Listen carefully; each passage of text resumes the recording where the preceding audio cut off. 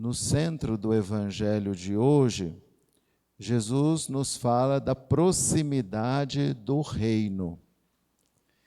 Então, se ele liberta do mal, se ele expulsa os demônios, então o reino está presente, o reino está próximo. É claro que Jesus nos dá esse ensinamento num contexto adverso. Ele está sendo acusado de expulsar os demônios por Beelzebu, pelo poder de um outro demônio. E aqui é uma acusação muito grave. Então Jesus nos fala desse homem forte que guarda a própria casa. Quando um homem forte, bem armado, guarda a própria casa, seus bens estão seguros. E, ouvindo essa palavra, é que eu pensei em Maria. Nós podemos encontrar o vínculo de Jesus com a Virgem Maria em muitos momentos, ainda que a Escritura fale pouco dela. Mas o vínculo de um filho, de uma filha, com o pai, com a mãe, é natural, não é? Ele está sempre presente. O que recebeu dos pais, os vínculos, por assim dizer, vão se mostrando, vão se revelando ao longo da vida. E aí eu pensei em Jesus como esse homem forte, que guarda a própria casa. Mas qual que foi a primeira casa do menino? O seio virginal de Maria. Ela foi a morada, o templo, porque Jesus é Deus com o Pai e o Espírito Santo. E ela foi a primeira morada do menino Deus, gestado no seu seio. Mas já habitava como verbo divino, como palavra de Deus, em seu coração. Então, palavra de Deus sempre presente na vida de Maria. Então, aqui, o homem forte, aquele filho de Deus, o verbo de Deus que se faz homem, nos revela como guardar nossa casa, como guardar a casa interior, mas também as nossas relações, os nossos vínculos. Porque no fundo, nós estamos em casa quando nós estamos entre aqueles com os quais nos relacionamos, temos vínculos fortes. A nossa casa, quando a gente diz assim, eu me sinto em casa, não é propriamente por causa das paredes da casa da gente, é porque a gente está num ambiente que faz-nos pensar naqueles vínculos de amor, de afeto, de proteção, de cuidado, que está na nossa memória, sobretudo da infância, onde nós recebemos tudo isso: amor, afeto, cuidado, proteção, não é? Então nós nos sentimos em casa. Quando nós estamos em ambientes onde a palavra de Deus garante os nossos vínculos, nós estamos em casa.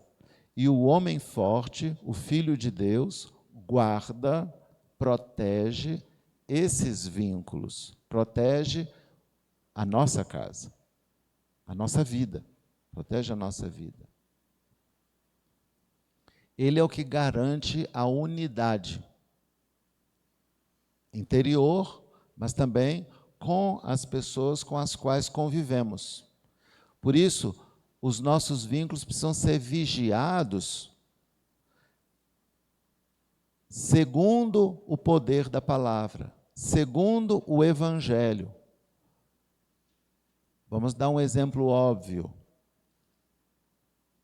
Se a ofensa entra num relacionamento, A ofensa pode gerar raiva e rancor, ou pode gerar misericórdia e perdão.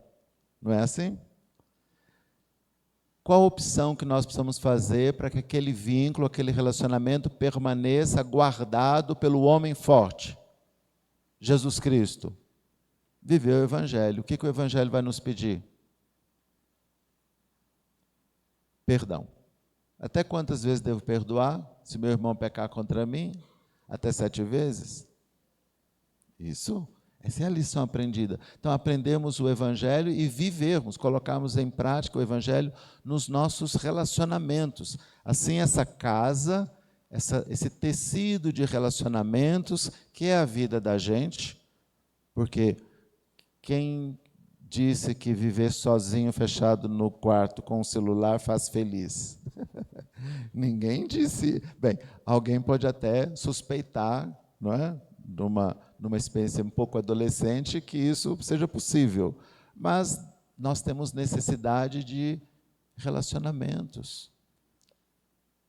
Então, os vínculos, a nossa casa, e quando a gente expande esses vínculos para alcançar muitos e muitos e muitos, uma multidão de irmãos, esse é o reino de Deus.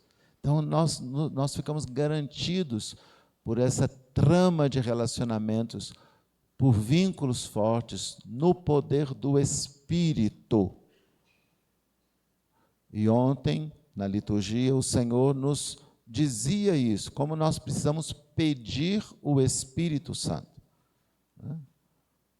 Se um pai entre nós dá coisas boas para os seus filhos, quanto mais o Pai do céu dará o Espírito Santo àqueles que lhe o pedir. Então, aqui que está a contraposição. Se pedindo ao Pai, em nome de Jesus, porque aprendeu com Jesus, pedindo o Espírito Santo,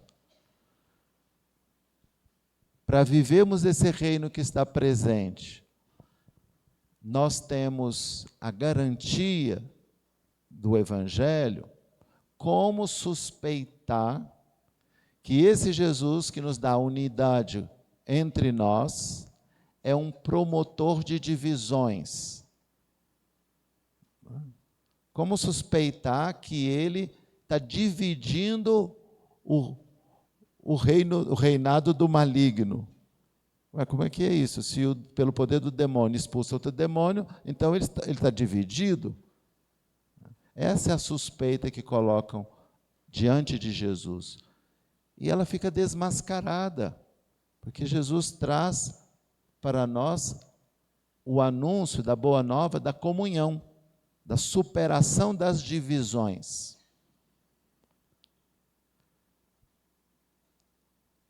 Se é pelo dedo de Deus que eu expulso os demônios, então chegou para vós o reino de Deus.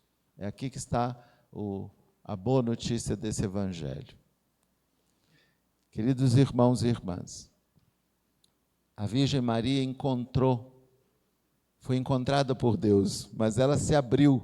Então, quando ela se abre a esse dom imenso de Deus, ela encontra o tesouro e a riqueza da sua vida.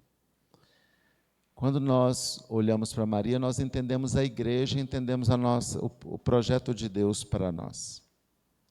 É um projeto de um amor que não passa. É guardada pelo homem forte, mas se torna mãe, né? Se torna promotora da casa, não é? Se torna mãe da igreja. É a mãe da igreja. E no Brasil, essa mãe da igreja é também a mãe do povo brasileiro. Aqui, na história de Nossa Senhora Aparecida, nós, auxiliados pelo Papa Francisco, compreendemos muito bem como a obra de Jesus, por meio dela, é uma obra de restauração de comunhão, de restauração de unidade. É esse homem forte, nosso Senhor Jesus Cristo, fazendo com que o povo brasileiro supere a ruptura no momento em que a imagem é encontrada, primeiro é encontrado o corpo, da imagenzinha da Imaculada Conceição no Rio Paraíba. Depois, a cabeça, que é pequenininha, como é que essa cabeça vem numa rede? Não é? Só o modo como a imagem é encontrada já levanta a suspeita de que é algo de Deus. Então, é recomposta a unidade da imagem. A cabeça colocada sobre o corpo. E depois começam a ter os milagres diante do culto à Imaculada Conceição, escurecida pela lama do rio, por assim dizer, e começa a se manifestar então um desígnio de Deus a respeito do povo brasileiro, a partir daquela devoção. Então, naquele momento, o maior sinal da fratura entre nós era a escravidão. Era um sinal de conotação sociopolítica, econômica, muito grave, feria as relações humanas. Né? Uma casa dividida, mas que precisava, pelo poder do Evangelho, ser restaurada, ter a sua comunhão restaurada.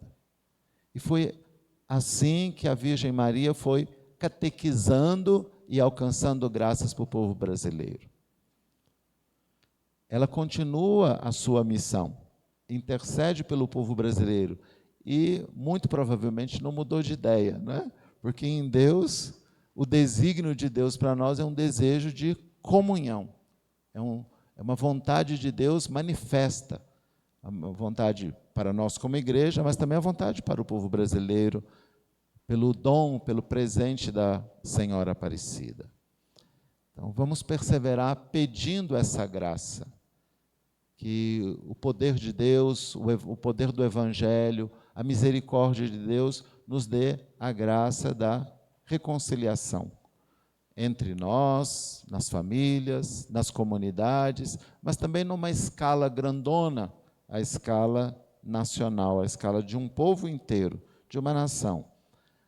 Não para, como nação, entrarmos em conflitos, né, com outros, mas como um país que venera a Virgem Maria, que ama o Evangelho do nosso Senhor Jesus Cristo, seja sinal e convite para as outras nações a viverem também esse caminho de comunhão.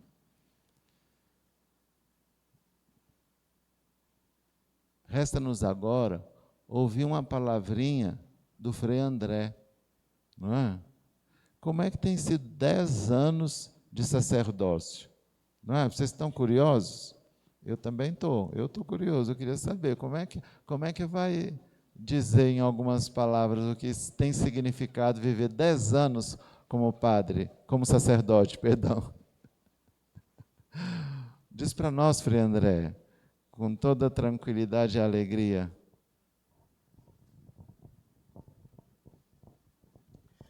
Bom, tem os desafios, né? Nestes 10 anos, teve também muitos desânimos, mas para mim, sempre o que me alimentou a caminhar, Dom Valdemar, foi quando sempre eu tive presente aquele momento quando eu recebi a palavra de Deus, o Evangelho, né, e as palavras que falam muito até hoje ao meu coração. Até na postagem de agradecimento que eu fiz, foi justamente esta, né? E também o momento do cálice com a patena, né? Para me animando a ter fé, aquilo que eu celebro, colocando em prática. Isso, não só isso, mas a prática, né, da celebração eucarística, a vivência, de fato, deste mistério é o que me sustenta, né? Além da fraternidade, de viver na fraternidade. Os desafios, nós temos um desafio de viver a fraternidade, mas também dentro da fraternidade está o tesouro, a alegria, a unidade, né? Isto me faz ser não só sacerdote, mas também irmão. E também a graça de, depois, em todo esse tempo, fui ordenado, fui para Campo Grande, depois tive a graça de estar trabalhando com o Senhor na Diocese de Lusiânia. Muito bom. Agradeço esta minha fraternidade de Hidrolândia, Fraternidade São Leopoldo Mandique, e conto sempre com a oração de cada um de vocês, para que assim eu possa tornar cada vez mais firme este meu caminhar, e responder a cada dia este sim que eu disse, no momento em que eu abracei a vida religiosa. Que assim seja.